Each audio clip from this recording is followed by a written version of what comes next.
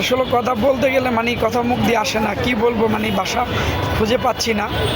আজকে শুক্রবার, গত শুক্রবারে আমি উনি সহকারে একসাথে জুমার নামাজ পড়ছি ওনাদের বাইতুল হাম জামে মসজিদে। গত শুক্রবার ওনার সাথে একসঙ্গে জুমার নামাজ পড়ছি। আমি যখন ওনাদের বাইতুল হাম জামে মসজিদে জুমার নামাজ পড়তে ঢুকতেছি, ঢুকে যেন আমি সামনের দিকে বইছি, বসার পরে আমার মাথার উপরে প্যানটা উনি নিজে ওইটা আইসা প্যানের সুইচটা টিপ দিয়ে ফ্যানটা ছেড়ে দিছে। আমার এই ফুফা এমন একজন মানুষ ছিল, এমন একজন মানুষ ছিল, এমন একজন ভালো মানুষ ছিল। আজকে উনি নাই, আজকে উনি নাই। গত জুমায় উনি আমার সঙ্গে একসাথে আমরা নামাজ পড়ছি, আজকে শুক্রবার উনি নাই। তাই আল্লাহ ওনাকে ব্যস্ত নসিব করুক, আল্লাহ ওনাকে জান্নাতুল ফেরদৌস দান করুক। যারা ওনার বিরুদ্ধে ষড়যন্ত্র করছে, যারা ওনার বিরুদ্ধে এইগুলো করছে, আল্লাহ যেন তাদের বিচার করে। এই ধরনের ভুল এই ধরনের কোনো মানুষ যেন আর না করে।